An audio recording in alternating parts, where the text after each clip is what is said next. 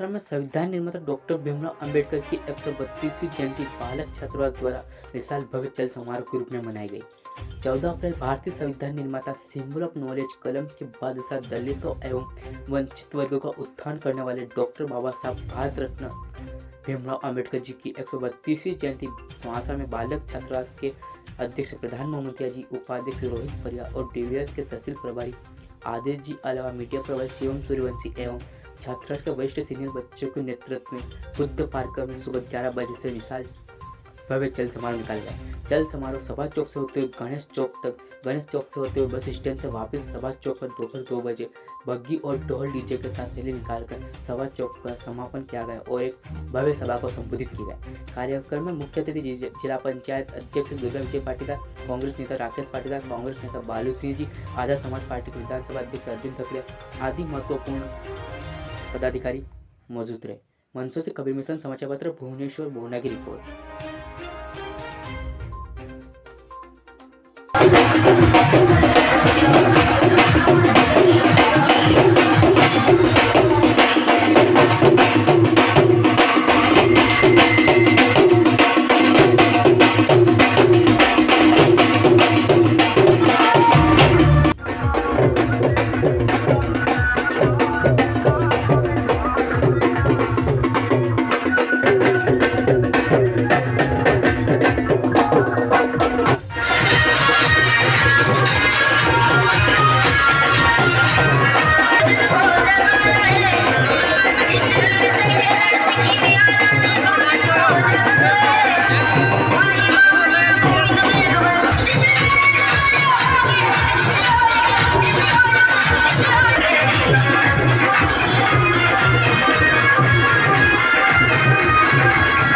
सदस्यों के साथ उसका जो अध्यक्ष बनाया गया और ड्राफ्टिंग कमेटी का चेयरमैन बनाया गया बाबा साहब अम्बेडकर साहब थे। आप विचार कर लीजिए, जब वो 300 सदस्यों की सभा जिसमें देश का संविधान लिखा गया था, उसमें सर्व समाज सर्व वर्ग के लोग थे और उसका अध्यक्ष देश की प्रथम सरकार ने बाबा साहब भीमराव अंबेडकर को बनाया था और उस समय ऐसा संविधान लिखा गया था जो वर्षों तक इस देश का नेतृत्व करेगा और नेतृत्व कर रहा है।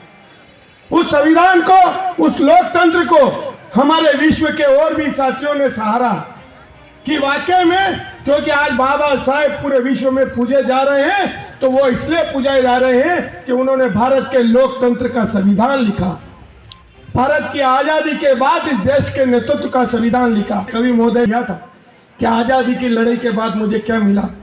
वाकई में जो आजादी की लड़ाई के बाद जो लगातार जिस वर्ग के साथ भेदभाव हो, उसको अगर इस आजादी की सांस के साथ उसको बोलने का अधिकार दिया तो संविधान ने दिया और सरकार ने दिया। कहीं न कहीं वाकई में दुख का विषय है कि हम जिस संविधान निर्माता की जन्म जयंती, तो संविधान निर्माता के संविधान को तोड़ा मरोड़ा जा रहा है। मैं पढ़े लिखे नौजवान साथियों निवेदन करता हूं कि आने वाला समय आप और हम सब के लिए बहुत चुनौतीपूर्ण है, क्योंकि प्राइवेटीकरण लगातार शुरू, हमारा आरक्षण भी बचाना है और हमको हमारे अधिकार भी बचाने हैं। तो साथियों, आप और हम सब लोगों को तैयार होना पड़ेगा, क्यों कि बाबा साहब जिस देश का और जिस पार्टी का नेतृत्व करते थे वो पार्टी कांग्रेस पार्टी थी जिसने इस देश की आजादी की लड़ाई लड़ी। हमने दिया जिसमें हर वर्ग वाकई में विचारणीय प्रश्न है और जिन समाज के लोगों ने रोका है, उस समाज में भी बुद्धिजीवी वर्ग के लोग रहते हैं। मैं उनसे भी निवेदन करता हूं कि अपने समाज का प्रतिनिधित्व करते हैं तो अपने समाज के महापुरुषों को जो उन्होंने इस देश में दिया उनका चिंतन मनन करे कि महाराणा प्रताप ने किस तरीके से हमारे छोटे से बंजारा समाज और कार्बनिया समाज के साथ देश का निर्माण किया। तो हमको छुआछूत और हमको ये सारी चीजें मिटानी है। जो लोग इस तरीके की हरकतें करते हैं अगर गांव में घोड़ी रोकने का, तो वो समाज के लोग भी उनका विरोध करें, क्योंकि देश का संविधान लिखा गया था उस समय स्वर्ण लोग भी थे, पिछड़े भी थे।